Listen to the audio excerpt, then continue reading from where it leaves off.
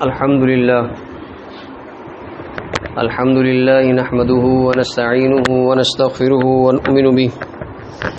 ونؤمن به ونتوكل عليه ونعوذ بالله من شرور أنفسنا ومن سيئات أعمالنا من يهده الله فلا مضل له ومن يضلله فلا هادي له ونشهد أن لا إله إلا الله وحده لا شريك له ونشهد أن سيدنا ومولانا محمدا عبده ورسوله صلى الله تعالى عليه وعلى آله وأصحابه الذين هم خلاصة العرب العربا وخير الخلائق بعد الأنبياء أما بعد فأعوذ بالله من الشيطان الرجيم بسم الله الرحمن الرحيم إنا نحن نزلنا الذكر وإنا له لحافظون وقال رسول الله صلى الله عليه وسلم خيركم من تعلم القرآن وعلمه وفي رواية قال رسول الله صلى الله عليه وسلم إن الذي ليس في جوفه شيء من القرآن كالبيت الخرب أو كما قال رسول الله صلى الله عليه وسلم صدق الله العظيم وصدق رسوله النبي الكريم ونحن على ذلك لمن الشاهدين والشاكرين والحمد لله رب العالمين۔ میرے واجب الاحترام سامعین کرام، اللہ رب العزت کا احسان ہے، کرم ہے کہ اللہ رب العزت نے ہمیں ایک ایسے موقع پر جمع فرمایا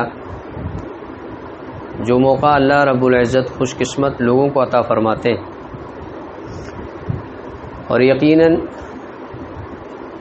ایسے مواقع پر اللہ رب العزت اپنے منتخب لوگوں کو ہی جمع فرماتے ہیں، اس لیے کہ انسان دنیا کے اندر کوئی بھی خیر کا عمل کرتا ہے تو اللہ رب العزت کی مشیت اور ارادے سے کرتا ہے، کسی گناہ سے بچتا ہے تو اللہ رب العزت کے مشیت اور ارادے سے بچتا ہے۔ لا حول ولا قوت الا باللہ العلی العظیم کا یہی مطلب کہ ہم جو خیر کا عمل کرتے ہیں وہ بھی اللہ کے فضل سے کرتے ہیں، اگر کسی گناہ سے ہی بچتے ہیں تو اللہ کے فضل سے بچتے ہیں۔ تو اللہ رب العزت کا احسان ہے، کرم ہے کہ اس مبارک موقع میں اللہ رب العزت نے میرے سمیت آپ تمام احباب کو یہاں پہ جمع فرمایا، اور یقیناً یہ خوش قسمت لوگوں کا خاصہ ہے کہ اللہ رب العزت ایسے لوگوں کو ایسے خاص موقعوں پہ جمع فرماتے ہیں۔ جب اللہ رب العزت نے ہمیں اس مقصد کے لیے چنا، اس مجلس کے لیے چنا، یہ مجلس عام مجلس نہیں ہے، یہ قرآن کریم کی ختم کی مجلس ہے، اور یقیناً اس مجلس کے اندر ہمارے شریک ہونے کی وجہ یہ ہے کہ ہمارے دلوں میں اللہ رب العزت کی، اس کے رسول کی اور قرآن کریم کی محبت ہے، اور اس محبت کی بنا پر میرے محترم دوستو ہم یہاں جمع ہوئے۔ قرآن کریم اللہ رب العزت کا کلام ہے، اللہ رب العزت کی ذات اس ساری کائنات سے عظیم ذات، اللہ رب العزت اس ساری کائنات سے بلند ترین ذات، اور اللہ رب العزت کا مثل اس پوری کائنات میں موجود نہیں۔ لیسا کمثلہ شیء، اللہ کے مثل کوئی چیز نہیں۔ ولم یکن لہ کفوا احد، اللہ یکتا ذات ہے، اس جیسی کوئی چیز نہیں، اس کا مثل موجود نہیں۔ قرآن کریم اللہ رب العزت کا کلام ہے تو اس کے کلام کا بھی مثل موجود نہیں، لیکن اللہ رب العزت نے اس امت کے اوپر یہ احسان فرمایا کہ اپنا کلام رسول اللہ صلی اللہ علیہ وسلم کی برکت سے، آپ صلی اللہ علیہ وسلم کے وسیلے سے ہمیں نصیب فرمائے۔ یعنی ایک انسان اپنے منہ سے جتنے الفاظ بولتا ہے یہ سارے الفاظ فانی ہیں، مخلوق ہے، لیکن جب انسان قرآن کریم پڑھتا ہے، قرآن کریم مخلوق نہیں ہے، یہ فنا ہونے والا نہیں۔ جیسے اللہ کی ذات باقی، ایسے اللہ کا کلام باقی، اور اللہ رب العزت نے اس امت پر یہ اتنا بڑا احسان کیا، فرمایا جس شخص کے سینے میں قرآن کریم ہوتا ہے، اس قرآن کریم رکھنے والے سینے کی مشابہت کس سینے سے؟ اس سینے کی مشابہت ہوتی ہے رسول اللہ صلی اللہ علیہ وسلم کے سینے سے۔ کیوں؟ اس لیے کہ رسول اللہ صلی اللہ علیہ وسلم کے سینے میں سب سے پہلے قرآن کریم محفوظ ہوا، اور آپ صلی اللہ علیہ وسلم کے اس کے بعد آپ صلی اللہ علیہ وسلم کی زبان سے اس امت کے لیے جاری ہوا۔ جبرائیل علیہ الصلاۃ والسلام الفاظ لے کر نہیں آتے تھے، جبرائیل علیہ الصلاۃ والسلام وحی کی صورت میں قرآن لاتے تھے، اس کی صورتیں الگ الگ ہوتی تھیں۔ ایسا نہیں ہے کہ وہ صرف الفاظ ہوتے تھے، آپ صلی اللہ علیہ وسلم کو سنا دیتے اور آپ صلی اللہ علیہ وسلم پڑھ لیتے، نہ، آپ صلی اللہ علیہ وسلم نے وہ ساری تجلیات اپنے اوپر برداشت کی۔ حدیث میں آتا ہے کہ آپ صلی اللہ علیہ وسلم ایک صحابی کے جو ہے پاؤں کے اوپر سر رکھ کے لیٹے ہوئے تھے کہ وحی نازل ہو گئی۔ وہ صحابی فرماتے ہیں کہ میرے پاؤں کی کیفیت یہ ہو گئی کہ مجھے ایسا لگا جیسے کسی نے میرے اس پاؤں کے اوپر پہاڑ رکھ دیا ہو۔ اللہ رب العزت کی ذات عظیم ہے، وہ تجلیات انوارات کا برداشت کرنا ہر ایک کی بس کی بات نہیں۔ رسول اللہ صلی اللہ علیہ وسلم کی برکت سے اللہ رب العزت نے قرآن کریم ہمارے لیے آسان کیا۔ آپ صلی اللہ علیہ وسلم نے الفاظ کی صورت میں انہوں نے قرآن کو پڑھا۔ بخاری شریف کے اندر ہے نا کہ آپ صلی اللہ علیہ وسلم پر وحی کی ایک صورت ہے کہ گھنٹی کی فرمایا مجھے آواز آتی۔ سردی کے موسم میں وحی جب نازل ہوتی آپ صلی اللہ علیہ وسلم کو پسینہ آ جاتا، آپ صلی اللہ علیہ وسلم اونٹنی پر بیٹھے ہوتے، وحی نازل ہو جاتی تو اونٹنی بوجھ کی وجہ سے بیٹھ جاتی۔ اللہ رب العزت نے یہ احسان ہم پر یہ کر دیا کہ مسلمان آدمی کے لیے اس قرآن کریم کو اپنی زبان سے پڑھنا آسان، اس کو سینے محفوظ کرنا آسان، یعنی مخلوق ہو کر خالق کا کلام انسان اپنی زبان سے نکالتا ہے۔ میرے محترم دوستو، رسول اللہ صلی اللہ علیہ وسلم کی سنت ہے، حضرت جبرائیل علیہ السلام کی سنت ہے کہ آپ صلی اللہ علیہ وسلم رمضان مبارک کے مہینے میں قرآن سناتے، جبرائیل علیہ السلام سناتے، جبرائیل علیہ السلام سناتے، آپ صلی اللہ علیہ وسلم سنتے۔ یہ جو ہم تراویح کے اندر قرآن کریم سنتے اور سناتے ہیں میرے محترم دوستو، یہ معمولی چیز نہیں، یہ امام الانبیاء رسول اللہ صلی اللہ علیہ وسلم کی سنت ہے، فرشتوں کے سردار حضرت جبرائیل علیہ السلام کی سنت ہے۔ اور یہ قرآن کریم کا سنانے والا صرف صاحب فضیلت نہیں ہوتا، سننے والا بھی صاحب فضیلت ہوتا ہے۔ مثال کے طور پر یہ مسئلہ ہم میں سے ہر ایک کو معلوم ہے کہ جب ہم نماز پڑھتے ہیں، نماز کے اندر امام صاحب سورہ فاتحہ بھی پڑھتے ہیں، تلاوت بھی کرتے ہیں، ہم پیچھے کھڑے ہو کر خاموشی سے سن رہے ہوتے ہیں۔ اور مسئلہ شرعی یہ ہے کہ اگر آپ امام کے پیچھے نماز پڑھ رہے ہیں، آپ نے سورہ فاتحہ نہیں پڑھی، آپ نے سورت کوئی نہیں پڑھی، لیکن آپ کی تلاوت ہو چکی ہے، کوئی آپ کو یہ نہیں کہہ سکتا کہ آپ نے نماز میں تلاوت نہیں کی، آپ کہیں گے امام صاحب نے کی نا، اور امام صاحب کی تلاوت کی وجہ سے میری تلاوت بھی ہو گئی۔ تو اگر امام صاحب نے پورا قرآن کریم سنا دیا تو اس کا مطلب یہ ہے کہ آپ کی طرف سے بھی وہ پورا قرآن کریم ادا ہو گیا۔ کتنا بڑا انعام ہے، اللہ نے نعمتیں آسان کی، ہر آدمی حافظ نہیں، لیکن اللہ رب العزت نے احسان کیا، اگر آپ سن رہے ہیں پیچھے کھڑے ہو کر تو خوش نصیب ہے کہ آپ نے قرآن کریم میں آپ کو یاد نہیں ہے، لیکن آپ کے کھڑے ہونے کی برکت سے اللہ سنانے والے کو جو اجر ملتا ہے، امام صاحب کو اللہ پورا اجر آپ کو بھی دیتے ہیں۔ وہ لوگ تو محروم ہو جاتے ہیں نا جو اس انتظار میں بیٹھے ہوتے ہیں کہ ہم کو 20 رکعتیں پڑھنی ہے، امام صاحب پڑھ رہے ہیں اور یہ پیچھے بیٹھے ہوئے ہیں، جب رکوع میں جائیں گے تب ہم شریک ہو جائیں گے۔ تو آپ نے رکعت تو حاصل کر لی، لیکن قرآن کریم آپ نے نماز کے اندر نہیں سنا۔ تو خوش نصیب ہیں وہ لوگ جو قرآن کریم کو سنتے اور سناتے ہیں۔ کیوں؟ رسول اللہ صلی اللہ علیہ وسلم سناتے تھے، جبرائیل علیہ السلام سنتے تھے، جبرائیل علیہ السلام سناتے تھے، آپ صلی اللہ علیہ وسلم سنتے تھے۔ اور یہ قرآن کریم اللہ رب العزت نے رسول اللہ صلی اللہ علیہ وسلم کا معجزہ بنایا۔ ہر امت کو ایک معجزہ، ہر نبی کو معجزہ ملا، حضرت موسیٰ علیہ السلام کو معجزے ملے، حضرت عیسیٰ علیہ السلام کو معجزے ملے۔ رسول اللہ صلی اللہ علیہ وسلم کا جو معجزہ باقی ہے وہ قرآن کی صورت میں۔ اب یہ معجزہ کیسے ہے؟ اللہ رب العزت ہر نبی کو اس کی امت کے حساب سے معجزہ دیتے۔ حضرت موسیٰ علیہ السلام کے زمانے میں جادو کا زیادہ اثر تھا، تو اللہ رب العزت نے ان کو عصا کی صورت میں معجزہ دیا کہ وہ عصا زمین پہ ڈالتے وہ سانپ بن جاتا۔ مقابلے کے لیے فرعون نے بھی لوگ جادوگر بلا لیے، مقابلہ ہوا، ہزاروں کی تعداد میں جادوگر ایک طرف ہے، حضرت موسیٰ علیہ السلام ایک طرف ہے۔ تو موسیٰ علیہ السلام کے دل میں خیال آیا، تھوڑا سا خوف پیدا ہوا۔ اللہ نے فرمایا آپ خوف نہ کریں، تدبیر ان کی غلط ہو جائے۔ خوف کس چیز کا تھا؟ وہ خوف اس چیز کا تھا کہ جادوگر بھی رسیاں لے کر آئے تھے، لاٹھیاں لے کر آئے تھے، موسیٰ علیہ السلام کے پاس بھی لاٹھی ہے، تو وہ بھی رسیاں لاٹیاں پھینکے سانپ بن گئے، موسیٰ علیہ السلام بھی پھینکیں گے سانپ بن جائے گی، تو عام آدمی کو فرق کیا پتہ چلے گا کہ اس میں جادو کون سا ہے اور صحیح کون سا ہے؟ لیکن اللہ رب نے فرمایا آپ لاٹھی پھینکیں گھبرائے نہیں۔ موسیٰ علیہ السلام نے بھی لاٹھی پھینکی سانپ بنا۔ موسیٰ علیہ السلام کی لاٹھی جو سانپ بنا وہ ان کے جو لوگوں کی نظر میں سانپ گھوم رہے تھے میدان کے اندر وہ سب کو کھا گیا۔ لوگ اس چیز کو نہیں سمجھ پائے لیکن جادوگر سمجھ گیا اور جادوگر سارے ایمان لے آئے۔ کیوں؟ جادوگروں کو معلوم تھا کہ ہم نے جو پھینکی ہے یہ رسیاں لاٹھیاں ہی ہیں، یہ تو ہم نے لوگوں کی نظروں پہ دھوکہ کر دیا، لوگ سمجھ رہے ہیں سانپ ہیں، اور جادوگروں کو نظر یہ آ رہا تھا کہ موسیٰ علیہ السلام جو لاٹھی پھینکی یہ تو حقیقت میں سانپ بنا ہے۔ اس لیے مسلمان کون ہو گئے؟ وہ سارے جادوگر مسلمان ہو گئے۔ عیسیٰ علیہ السلام کے زمانے میں طب کا شور شرابہ بہت زیادہ تھا، تو اللہ رب العزت نے عیسیٰ علیہ السلام کو وہ معجزے عطا فرما دیے اور ایسے مرض کا وہ علاج کر لیتے تھے کہ اس زمانے میں طبیب بھی نہیں کر سکتے تھے۔ کہ ایک پیدائشی نابینا ہو، عیسیٰ علیہ السلام ہاتھ پھیرتے وہ ٹھیک ہو جاتا، مٹی سے جو ہے چڑیا بنا دے، اللہ کا نام لے کر پھونک مارتے وہ اڑ جاتی زندہ ہو کر۔ ابرس کوڑ کا جو مریض ہوتا ہے اس پہ ہاتھ پھیرتے وہ ٹھیک ہو جاتا۔ مردے کو زندہ کرنا اللہ کے حکم سے۔ رسول اللہ صلی اللہ علیہ وسلم کو اللہ تعالیٰ نے قرآن معجزہ دیا۔ قرآن کیا ہے جی؟ علم ہے۔ قرآن کریم کیا ہے جی؟ علم۔ آپ صلی اللہ علیہ وسلم کی امت کے اندر فتنہ آنا تھا علم کی صورت میں۔ کس کی صورت میں آنا ہے جی؟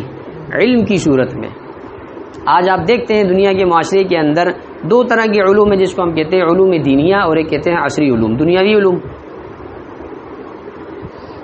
رسول اللہ صلی اللہ علیہ وسلم کو جو قرآن دیا گیا، آپ صلی اللہ علیہ وسلم کو جو لایا ہوا قرآن ہے، یہ جس طرح آپ صلی اللہ علیہ وسلم کے زمانے میں انسانیت کی ہدایت اور فلاح کے لیے کامیاب تھا، آج کے زمانے میں بھی ویسا ہی انسانیت کی ہدایت کے لیے کافی ہے۔ مسئلہ صرف اس کو سمجھنے کا ہوتا ہے۔ مسئلہ صرف کیا ہوتا ہے جی؟ قرآن کریم کو سمجھنے کا ہوتا ہے کہ قرآن کریم کے جو احکامات ہیں ان کے اوپر تحقیق نہیں ہوئی، بس سیدھی سی بات۔ اگر ان کے اوپر تحقیق شروع ہو جائے کہ قرآن نے جو احکامات دیے ہیں اس کے لیے انسانیت کے اندر کیا کیا فائدے ہیں، جو ہم ریسرچ دنیا کے اندر کرتے ہیں ہر چیز کی ریسرچ ہے، لیکن اگر ہم مسلمان لوگ جو اللہ نے احکامات ہم کو دیے ان کی ہم ریسرچ اگر شروع کر دیں تو مسلمان کافر بھی ہمارے دین پر عمل کرنے لگ جائیں۔ اور ہمارا یہ دعویٰ ہے کہ جو دین اللہ نے ہمیں عطا فرمایا ہے، اگر اس دین کے اوپر اس دین کو نہ مانتے ہوئے بھی کوئی کافر بھی عمل کرے گا تو اس کی زندگی دنیا کی زندگی خوشحال ہوگی۔ مثال کے طور پر صفائی ستھرائی ہمارے دین کا حصہ ہے نا جی، اس پہ ہم مسلمان عمل نہیں کرتے لیکن کافر عمل کرتا ہے، ان کی زندگی خوشحال ہوتی۔ لین دین کے اندر دھوکہ دینا، جھوٹ بولنا یہ غلط ہے، ہمارے دین نے منع کیا ہے۔ اگر کوئی کافر بھی لین دین کے اندر سچا اور خالص چیز استعمال کرے گا تو وہ بھی اس کا بھی لین دین ٹھیک چلے گا، کاروبار اچھا چلے گا۔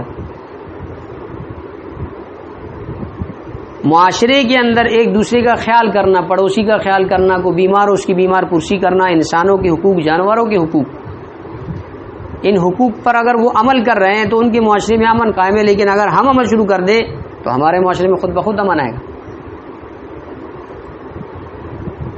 لباس ہمارے دین نے ہمیں حکم دیا ہے کہ لباس پہنیں۔ مثال اس کی دیتا ہوں، ہمارے دین نے مرد کو لباس دیا ہے کہ ناف سے لے کر گھٹنے تک کا حصہ یہ ستر کا حصہ ہے اور باقی جو جسم کا حصہ ہے یہ آداب میں سے پورا لباس۔ خواتین کو چہرہ، ہاتھ، پاؤں یہ تین چیزیں ستر میں نہیں ہے لیکن پردے میں ہے۔ ستر اور پردے میں فرق ہے نا جی۔ ستر وہ حصہ جسم کا ہوتا ہے جس کو کوئی بھی نہیں دیکھ سکتا، نہ باپ نہ ماں، جو قریبی انسان کے ہوتے ہیں۔ پردہ کچھ لوگوں سے ہوتا ہے، کچھ لوگوں سے نہیں ہوتا، ٹھیک ہے جی۔ دنیا کے اندر اس وقت بے حیائی ایک زور و شور پر چل رہی ہے، ایسے نا جی، اور دنیا کے اندر ممالک کے اندر عجیب و غریب غیر فطری قوانین بھی بن رہے ہیں۔ ہمارے دین نے جو ہم کو لباس دیا ہے، یہ لباس اگر ان معاشرے کے اندر مردوں کو پہنا دیا جائے، وہ لباس جو اللہ نے ہماری خواتین کے لیے تجویز کیا ہے اگر ان کی خواتین کو پہنا دیا جائے تو بے حیائی اس معاشرے سے ختم ہو جائے گی کہ نہیں ہو جائے گی؟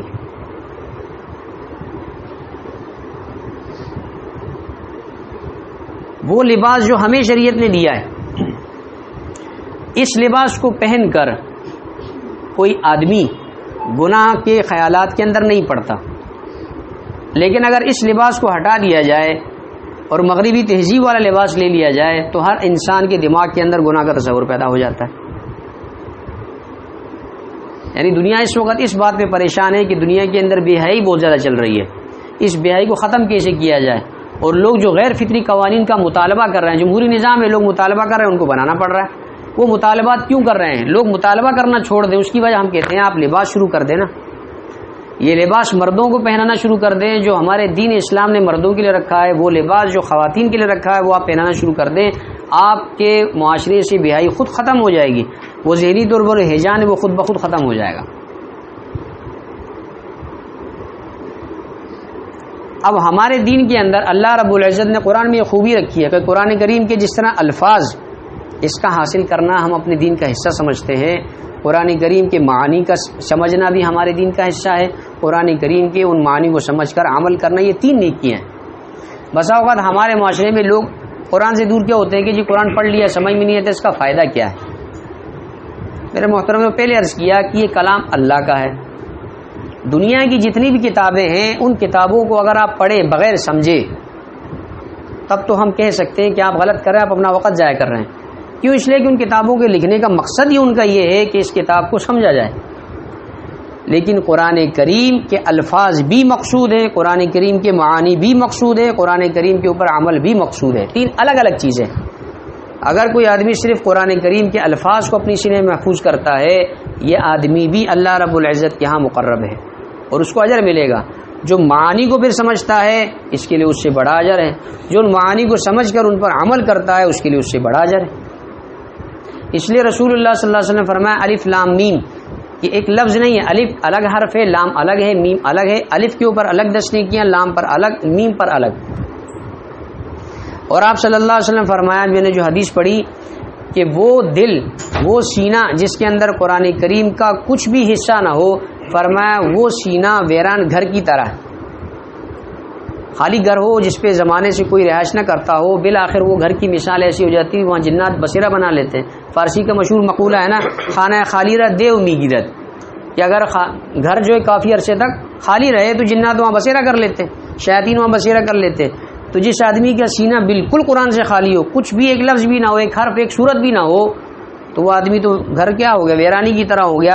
جتنا زیادہ قرآن سینے کے اندر آتا جائے گا اتنا زیادہ وہ روشن ہوتا جائے گا.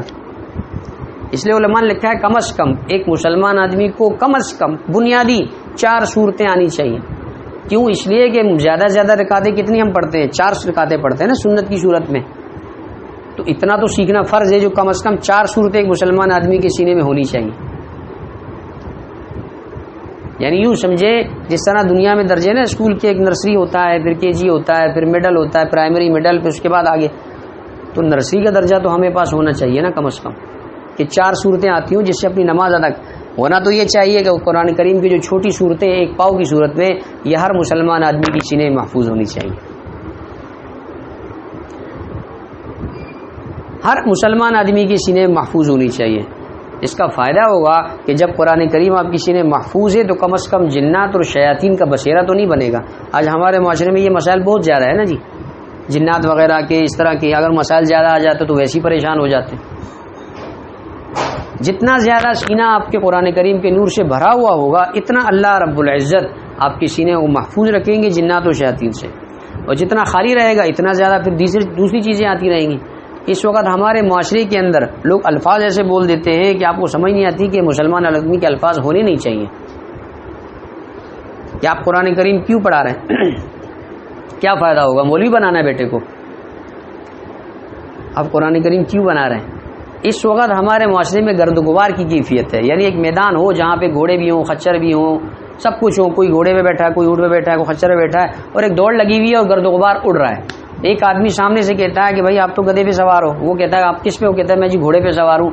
دھول مٹی میں نظر نہیں آ رہا کہ اس وقت کون کہاں بیٹھا ہوا ہے. یہ بادل چھٹے گا، یہ گرد و غبار بیٹھے گا ایک دن قیامت کے دن، پھر نظر آئے گا کہ حقیقی کامیاب کون ہے. جس آدمی کی اولاد حافظ ہو، رسول اللہ صلی اللہ علیہ وسلم فرمایا قیامت کے دن اس آدمی کو اللہ رب ان کے والدین یعنی کہ ان کو اللہ رب العزت ایک ایسا تاج پہنائیں گے جس کی روشنی سورج سے زیادہ چمکدار ہوگی. جنت کا لباس اللہ ان کو پہنائیں گے. یہ صرف ان والدین کے لیے اجر ہے جو اپنے بچے کو حافظ بناتے ہیں.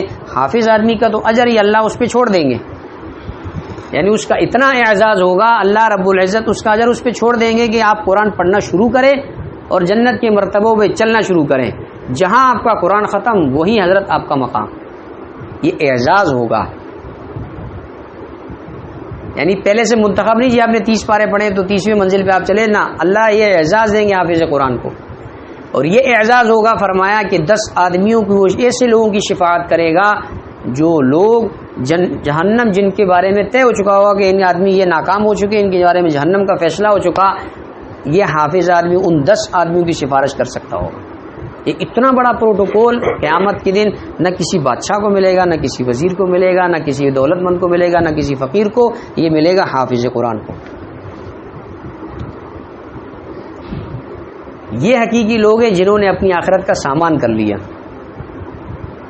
حضرت دانی شہید رحمہ اللہ نے یہ واقعہ لکھا، فرمایا کہ ایک اللہ والے گزرے تھے قبرستان کے پاس. اللہ نے کشف کی صورت پیدا کر دی. کشف کی صورت یہ ہوتی ہے کہ سامنے دیوار ہے کہ اچانک اللہ وہ دیوار ہٹا دے، دیوار کے اس پر نظر آنے لگ جائے. اس کو کشف کہتے ہیں. یہ عالم ہم دنیا کے اندر ہے. عالم آخرت اللہ نے وہ ایک آڑ میں رکھا ہوا ہے، ہمیں نہیں معلوم قبر میں کیا ہو رہا ہے. اس کو یوں سمجھ لیں، نیند آپ صلی اللہ علیہ وسلم نے فرمایا موت کی بہن ہے. ایک آدمی سو رہا ہے، آپ کو نہیں معلوم وہ کیا کیا دیکھ رہا ہے، لیکن اس کے چہرے کے اوپر پسینہ آ جائے گا تو آپ اس سے پوچھیں گے برا خواب دیکھ لیا. آثار نظر آ جاتے ہیں کبھی کبھی. یہ موت نیند کی بہن ہے. تو وہ اللہ رب العزت وہ حالات دکھا دیتے ہیں. انہوں نے دیکھا قبرستان ہے، لوگ قبروں سے نکلے ہوئے ہیں اور وہ چیزیں چن رہے ہیں، جیسے یہ پاپ کارن جو ہوتا ہے جیسے مکئی کے دانے سے بنتا ہے نا، ایسی چیزیں وہ چن رہے ہیں سارے. تو ایک آدمی جو ہے ایک طرف ہو کر آرام سے بیٹھا ہوا تو ان سے کہا بھائی یہ سارے کیا کر رہے ہیں؟ انہوں نے کہا یہ مسلمان لوگ جو چیزیں بیچتے ہیں ایصال ثواب کرتے ہیں. ہم نماز پڑھتے ہیں رب اجعلنی مقیم الصلاۃ، ہر نماز میں ہم مسلمانوں کے لیے دعائیں کرتے ہیں، یا ویسے ہم دعائیں کرتے ہیں اللہ سب یہ وہ ان تمام مسلمانوں کو ایک چھوٹی چھوٹی مٹھائی کی صورت میں مل جاتا ہے، ان کو فائدہ پہنچتا ہے. تو وہ آدمی بیٹھے ان سے کہا کہ آپ کچھ نہیں کر رہے ہیں. کہا کہ میں تو ان سب سے زیادہ مالدار ہوں، مجھے چیزیں چننے کی ضرورت ہی نہیں ہے. کہا وہ کیوں؟ کہا کہ میرا بیٹا حافظ ہے، وہ روزانہ ایک قرآن پڑھ کر مجھے بخشتا ہے، روزانہ ایک قرآن پڑھ کر مجھے بخشتا ہے، تو مجھے ان چیزوں کی ضرورت ہی نہیں ہے، مجھے اتنا پہنچ جاتا ہے. کہا کہ آپ کا بیٹا کہاں ہوتا ہے؟ انہوں نے بتایا کہ میرا بیٹا فلاں جگہ پہ فلاں ایک دکان ہے وہاں پہ وہ کام کرتا ہے، مٹھائی کی دکان ہے، مٹھائیاں بناتا ہے، اور وہ اس دوران کام کے دوران جو ہے وہ قرآن کریم پڑھ رہا ہوتا ہے، صبح سے رات تک یہ قرآن پڑھ جاتا ہے اور مجھے ایصال ثواب کر دیتا ہے. نام ان کا پوچھا، جگہ پوچھی. دوسرے دن جو ہے یہ وہاں روانہ ہوا اس بازار میں تو دیکھا کہ ایک نوجوان ہے، وہ لوگ سودا وہاں چیزیں لے رہے ہیں اور یہ لے کر کے اس کی زبان ہل رہی ہے، باتیں نہیں کرتا. کام کی ضرورت کی بات ہوگی اس کے بعد اس کی زبان ہل رہی، کچھ کر رہا ہے. تو آئے ان سے نام کو پکارا، ان سے کہا کہ آپ اپنے والد کے لیے قرآن کریم روزانہ پڑھتے ہیں؟ انہوں نے کہا ہاں. آپ کو کیسے پتا؟ انہوں نے کہا بس آپ کو خوشخبری دینے آیا ہوں کہ آپ کے والد کو آپ کا جو ایصال ثواب پہنچ رہا ہے، اور وہ بالکل اطمینان سے. کچھ وقت کے بعد پھر ان کا گزر اس جگہ سے ہوا تو اللہ نے وہ کشف کی کیفیت پھر پیدا کی، تو دیکھا اس آدمی کو کہ اب وہ بھی چن رہا ہے. تو ان سے پوچھا کہ بھائی آپ تو نہیں چنتے تھے، آپ کا بیٹا تو آپ کے لیے بہت کچھ کرتا تھا، اب آپ کیا کر رہے ہیں؟ انہوں نے کہا میرا بیٹا کرتا تھا لیکن میرے بیٹے کا بھی اب انتقال ہو چکا ہے. عرض کرنے کا مقصد یہ ہے حضرت لاہوری رحمہ اللہ کا، یہ خاص طور پر ان کے لیے جو قرآن کریم حفظ کر رہے ہیں یا جو حافظ ہو چکے ہیں ان کے لیے عرض ہے. حضرت مولانا احمد علی لاہوری رحمہ اللہ بہت بڑے اللہ والے،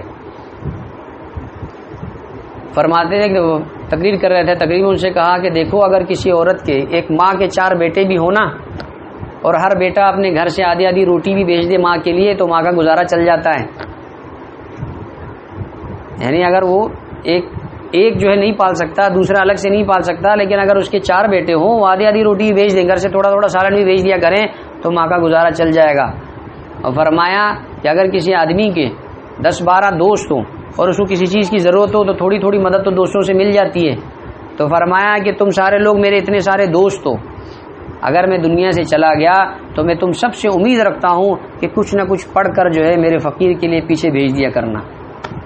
کہ جس سے میرا گزارا چل جایا کرے۔ تو جو حافظ بن رہے ہیں الحمدللہ اللہ نے بڑا اعزاز دیا ہے، جو قرآن کریم پڑھتے ہیں سنتے ہیں، تو میرے محترم دوستو ان کے احسانات ہیں آپ کے اوپر، جنہوں نے آپ کے اوپر، آپ کے والدین ہو گئے، آپ کے اساتذہ ہو گئے، آپ کے مخلصین معاونین ہو گئے، حتیٰ کہ وہ جو آپ کو تسلی ہے، جو آپ کو حوصلہ دینے والے تھے، وہ سب اس میں برابر کے شریک۔ ان لوگوں کو اس معاملے کے اندر بھول نہیں جانا، یہ ان کا حق بنتا ہے، آپ کے والدین کا، آپ کے عزیز و اقارب کا، کہ آپ ان کو اپنے قرآن کریم کے اندر دعا جب پڑھ لیا کریں تو ان کو اپنی دعاؤں کے اندر لازمی یاد رکھیں۔ اتنا تو انشاءاللہ رکھیں گے نا یاد، اپنے اساتذہ کو، اپنے والدین کو، ان لوگوں کو جنہوں نے آپ کو حوصلہ دیا۔ یہ جو بیٹھے ہوئے ہیں یہ سارے آپ کے حوصلہ دینے کے لیے بیٹھے ہوئے ہیں، اپنی آخرت کے لیے بھی مبارک موقع پہ جمع ہوئے ہیں، لیکن آپ کے جو ہے یہ بڑا اعزاز آپ ہی کے لیے، اور ہم میں سے ہر ایک آدمی رشک کرتا ہے ایسے موقعوں پر کہ اللہ ایسی اولاد سب کو اللہ نصیب فرمائے۔ ٹھیک ہے جی، اولاد تو وہی ہے نا جو میرے محترم دوستو جو آخرت میں کام آ جائے۔ دنیا تو ہم نے خود اپنی محنت جتنی کمانی ہے وہ تو کما لی ہے نا جی، روانہ ہو جائیں گے۔ کامیاب اولاد تو وہ ہوگی جو ہمارے مرنے کے بعد بھی ہمارے لیے کچھ کرتی رہے۔ کیوں؟ اس لیے کہ جب ظاہر سی بات ہے کہ انسان دنیا کے اندر تو اپنا جتنا کر سکتا ہے کر لیتا ہے، لیکن مرنے کے بعد انسان کی مثال ایسی حدیث میں فرمایا جیسے ایک آدمی ڈوب رہا ہو اور کوئی ایشارے ثواب کر دے تو بالکل ایسے جیسے کسی نے اس کو ہاتھ پکڑا دیا، ڈوبے آدمی کو سہارا مل جاتا ہے۔ تو خوش نصیب ہیں اللہ رب العزت ان لوگوں کو جن کے اولاد حافظ ہیں، اللہ ان کی نسلوں تک اس حفظ کو اللہ تعالیٰ قائم و دائم رکھے، ان کی سینوں کے اندر قرآن کو محفوظ رکھے۔ جو قرآن کریم حفظ کرا رہے ہیں اپنی اولاد کو، اللہ تعالیٰ ان کو ہمت استقامت دے، اللہ ان کی اولاد کے لیے قرآن کریم کا حفظ کرنا اللہ آسان فرمائے۔ اور جو خواہش رکھتے ہیں دل کے اندر، اللہ رب العزت ان کی خواہش کو بھی تکمیل فرمائے، اور اللہ رب العزت اس قرآن کریم کو ہماری نسلوں تک قائم و دائم فرمائے۔ میرے محترم دوستو قرآن اساس ہے، اگر آپ اپنے بیٹے کو عالم بنا لیتے ہیں، حافظ نہیں بنا دیتے، اور ایک آدمی نے اپنے بچے کو حافظ بنا دیا، آپ کو معلوم ہے دونوں میں اجر کس کا زیادہ ہے؟ عالم اگر وہ اپنی جگہ پہ کام کرے گا، لوگوں کو دین سکھائے گا، تب اس کے لیے فائدہ ہوگا نا جی۔ اگر اس علم سے وہ اپنے آپ کو ہی کرتا رہا، صرف اپنے پاس علم محدود رکھا، تو اس تک محدود رہ جائے گا۔ لیکن حافظ آدمی قرآن پڑھتا رہے پڑھتا رہے پڑھتا رہے، اس کو بھی اجر ملتا رہے گا، جو اس کے ساتھ حصہ ملانے شریک ان سب کو ملتا رہے گا۔ اور یاد رکھیے قرآن کریم آپ اپنی اولاد کو قرآن سکھا رہے ہیں، ایک اپنے بیٹے کو علم سکھا رہا ہے، یا ایک آدمی جو قرآن پڑھا رہا ہے اور ایک آدمی جو علوم فقہیہ پڑھا رہا ہے، افضل وہ آدمی جو قرآن پڑھا رہا ہے۔ یہ میں نہیں کہہ رہا، حضرت دانی شہید رحمہ اللہ نے لکھا ہے، فرمایا افضل وہ آدمی ہے جو قرآن پڑھا رہا ہے۔ کیوں؟ فرمایا کہ ایک عمارت ایک آدمی دوسری منزل بنا رہا ہے، تیسری بنا رہا ہے، چوتھی بنا رہا ہے، 20 بنا لی، 25 بنا لی، لیکن اگر نیچے سے بنیاد ہی نہ ہو تو یہ عمارتیں بنیں گی؟ عمارت بنیاد پہلے ضروری ہے۔ فرمایا قرآن تو تمام علوم کی بنیاد ہے، اگر قرآن کریم کو دنیا سے ختم کر دو تو آپ کی یہ فقہ دنیا میں قائم رہے گی، نماز قائم رہے گی، روزہ قائم رہے گا۔ قرآن دنیا میں موجود ہے تو یہ باقی علوم اس کے ماتحت موجود ہیں، اگر قرآن کریم اڑ گیا تو دوسرے علوم خود بخود ختم ہو جائیں گے۔ اصل چیز تو قرآن ہے نا جی۔ اور یہ ذہن میں مت رکھیں آپ نے اپنے بیٹے کو حافظ بنا لیا، اس کے بعد آپ عالم بنانا چاہیں، آپ عالم بنائیں، آپ دنیا کوئی کام کرنا چاہیں کریں۔ ہمارے ذہن میں یہ ہو گیا کہ اگر حافظ بنائیں گے تو اس کا مطلب ہے کہ اپنے بیٹے کو مولوی بنائیں گے، اگرچہ مولوی ایک بہت بڑا مقام ہے، یہاں نہیں معلوم وہاں معلوم۔ کیوں؟ اس لیے کہ مولوی کسے کہتے ہیں؟ نبی کے وارث کو۔ ایسے نا جی، صراف کون ہے؟ جس کے پاس سونا ہوتا ہے۔ ایسے ہی جی پرچون کی دکان والا، اس کے پرچون ہے، سیمنٹ والے کے پاس سیمنٹ والا ہے، شربت والے کے پاس شربت پڑا ہوا ہے، مولوی صاحب کے پاس کیا ہوگا؟ اللہ اس کے رسول اللہ صلی اللہ علیہ وسلم کی وراثت ہے نا جی، اس کے پاس اور کیا چیز ہے؟ اس کے پاس تو کوئی دنیا کی ایسی چیز نہیں جو آپ کو کھلا پلا سکے۔ اس کے پاس کیا ہے؟ یا قرآن ہوگا یا قرآن کے علوم ہوں گے، بس۔ مقام بہت بڑا ہے، لیکن عرض یہ کر رہا ہوں کہ قرآن کریم اپنے بیٹوں کو سکھائیں۔